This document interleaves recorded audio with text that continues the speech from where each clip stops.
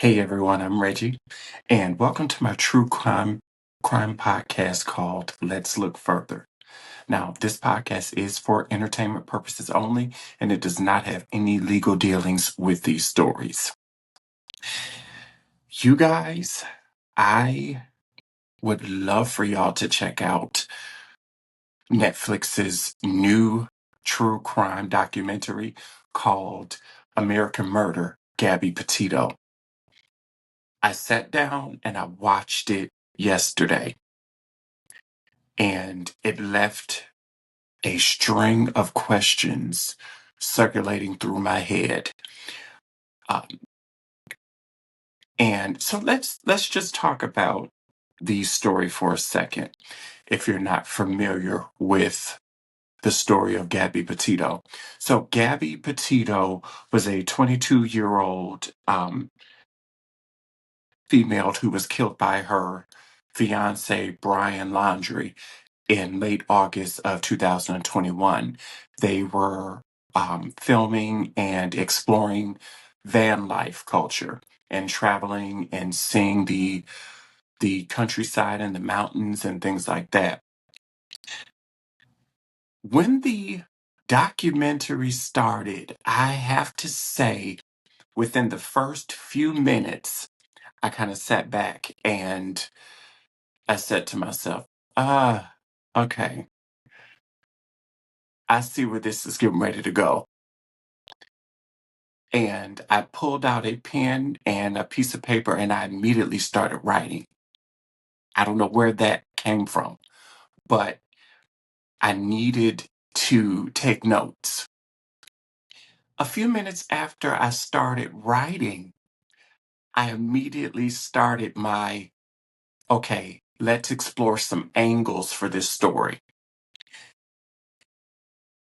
The documentary had only been going for maybe a few minutes, and the person that took my breath away, when I say took my breath away, I'm speaking in the sense of I wonder if this angle was ever looked into. Can we explore the possibilities of their involvement? And how did she really feel? And that person that I'm talking to, I'm not going to say her name for legal reasons, but it was the friend to both Gabby and Brian. Now, this friend, she started off with talking about how her and Brian met and kind of how they grew up together. And she kind of alluded to him being almost her first friend, almost, I'm going to assume everything. Um, and how they had a wonderful friendship and connection. And then she talked about her connection with Gabby and their friendship. And then as the story goes on, all of a sudden, Gabby is now with Brian. That's when my head kind of went, "Rrr, what?" So you're with a guy that your friend used to date. Now, granted, him and the friend had more history together, or I guess a longer connection, but now you're all of a sudden together. And I mean together. I immediately started thinking, I wonder what that friend was thinking and feeling this entire relationship. How did that affect her mentally? How did seeing them traveling the world in the countryside affect her? And them and portraying this beautiful life that they have or are discovering. And so my wheels got to turning, and I started wondering as the story went on, how involved was she in Brian's life after him and Gabby were together? Was she a confidant or a friend that he could call and talk to, or vent, or say, girl, let me tell you what Gabby did today. This girl is crazy. Things like that. Um, I would have loved for them to, Netflix, to explore that friendship a little more. But that's okay, because one day someone will. As I watched the documentary, there were more and more angles that did stand out to me. The second angle was Brian's parents. Now, the world, we already um, speculated that maybe they had involvement, or maybe they had involvement with helping him try to cover it up or get legal dealings with, finding out how he was going to proceed with announcing that she was no longer here, whatever the case may be. They were the second angle that I found very interesting and that I would love to see explored. But I want to go back to that first angle. I do have an imaginative mind where I start thinking about different scenarios, different things play out in my head, and I overthink. I'm a Cancer. And so I sat there the entire documentary wondering, amongst other things, wondering, was she maybe filling Brian's head with garbage about Gabby? Was she trying to secretly sabotage their relationship while hoping that he would come back to her? That's food for thought. Um, this friend, I watched her emotions on the documentary, and there were moments where she seemed like she cared, or that this was a tragic tale. But more importantly, she only really showed, in my opinion, she only really showed emotion when it came to talking about Brian. Evidently, they were deeply connected. And because I kept noticing that, I kept wondering, I'm wondering if this girl is trying to encourage Brian to leave Gabby, or tell him that she's not the one for him. And did all of that encouraging all of a sudden take a wrong turn that she probably never saw coming?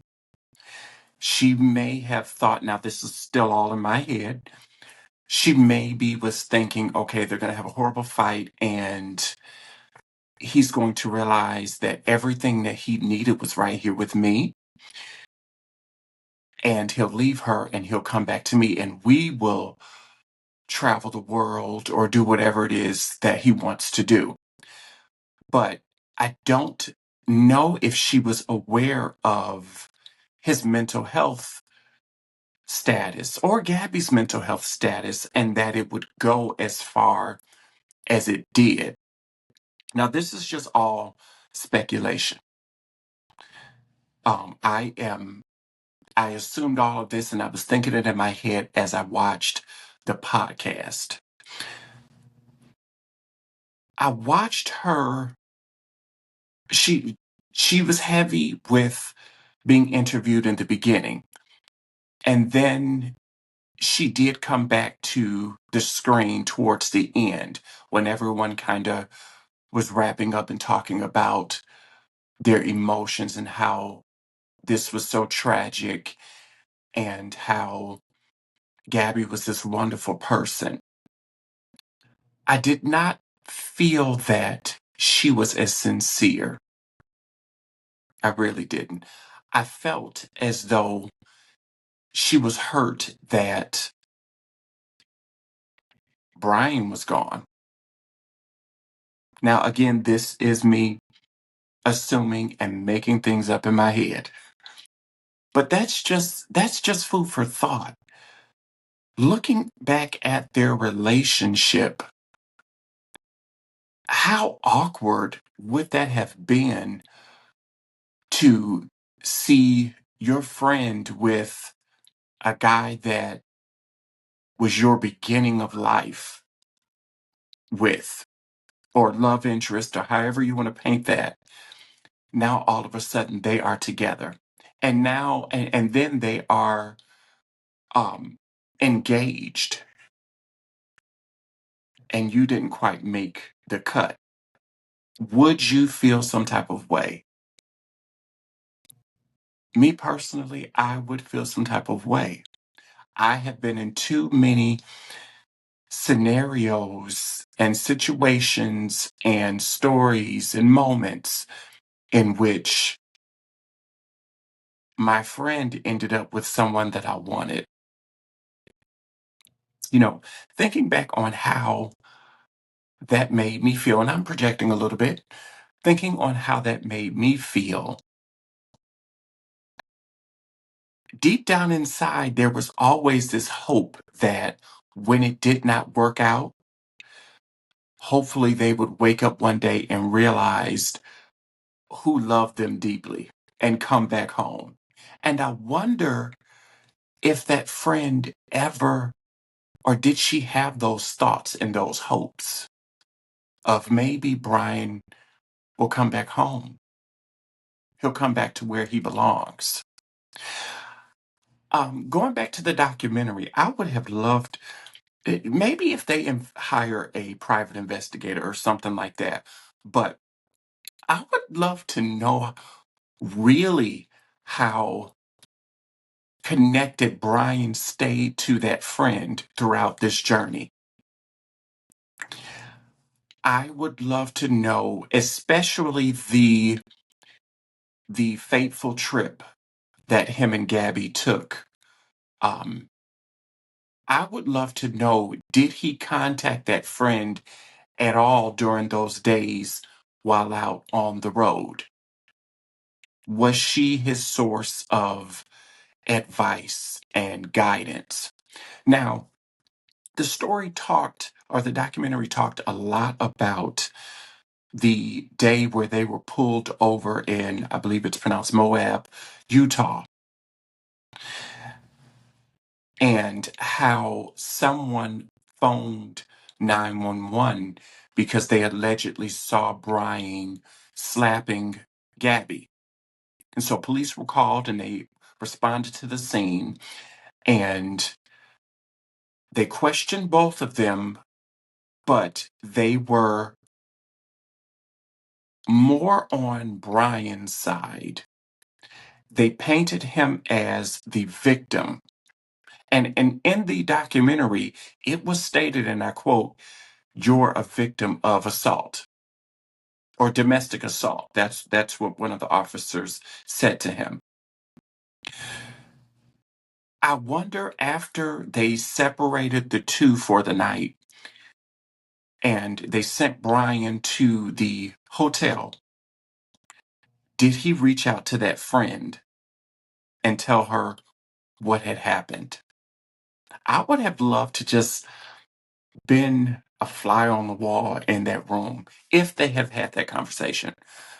And I would have loved to hear the things that he would have said to her and what she would have said. Because in my mind, I can imagine she just would have said, "See, I told you. I told you she wasn't the one. She doesn't understand you like I do." Some type of crazy thing like that. You know how it goes. But that angle of looking at that friend, that mutual friend between the two, I really think should be explored. I also would love for that friend, her relationship with the parents. Let's explore that dynamic because we did get a chance to see that in the beginning, Brian's parents loved Gabby, allegedly, because I wasn't there. But in the beginning, they loved Gabby And then as she goes to live with them, halfway through, there's a disconnect. And she shared with her mom, Gabby shared with her mom, that she felt Brian's mother had pulled away and was kind of not caring for her anymore.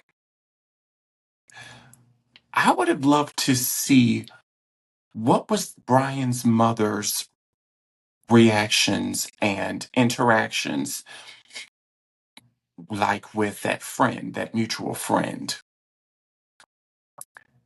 Did she have someone in mind that she felt was better suited for Brian?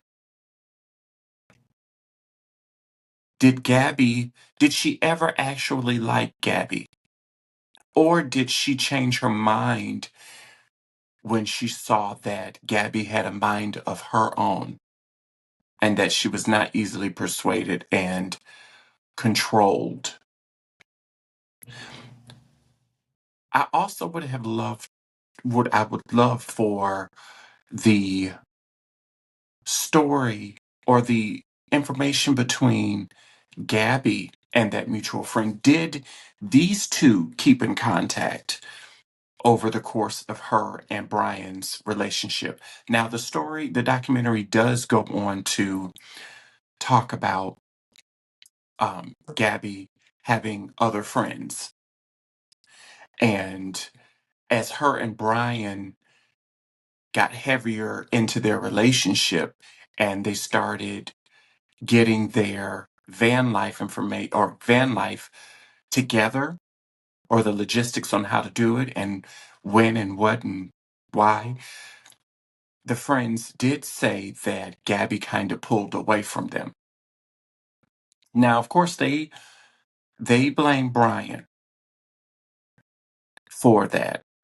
After looking at his behavior, I too am on their side, but I do understand that sometimes you get caught up in love and you get pulled away. You start focusing on just you and your boo.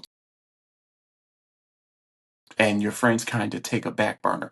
And that's because sometimes in the back of your head, you're thinking, they're my friends. They will understand. And if they don't, because we share that love, I'll be able to go back to them and say, hey, I'm sorry. I'm back now. Here we are. And things will pick right back up where they left off. But I would love to have seen the dynamic between Gabby and that friend um, portrayed a little bit more. Did they keep in touch? I know the Netflix documentary did a lot of talking to Gabby's other friend, and I'm almost going to call her, just for the sake of this podcast, I'm going to call her Gabby's best friend. I wonder, did she know the mutual friend at all either? Did they have get-togethers? Maybe conference calls, um, FaceTime calls. Did they introduce each other? Or did Gabby only exist now in Brian's world?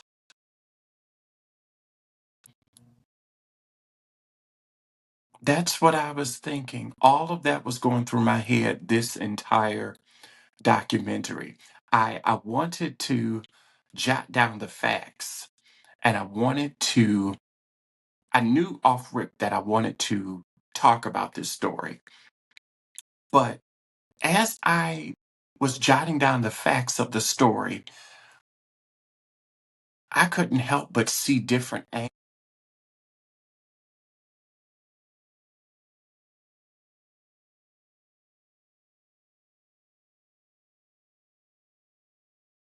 that if I was an investigator, or a prosecutor, whatever you want to put it, there's some angles that I would like to have explored. Now, it is evident, I'm not saying at all that Brian was not guilty. His parents, I'm not, I'm just saying that I would have loved to see a few other angles explored so we could see who all was involved in this case or who all should be involved in this case and brought to justice. Internet jury, tell me what you're thinking. I want you in the comments. Tell me what you felt about that mutual friend. Did you like her? What were some of the vibes that you were picking up? Because I definitely was put off the moment I found out that her and Gabby were also friends and she had been friends with Brian. Tell me what you're thinking. How did that make you feel? And stay tuned for part 2 because there are a lot of angles to unpack with this case. I'll see you next time.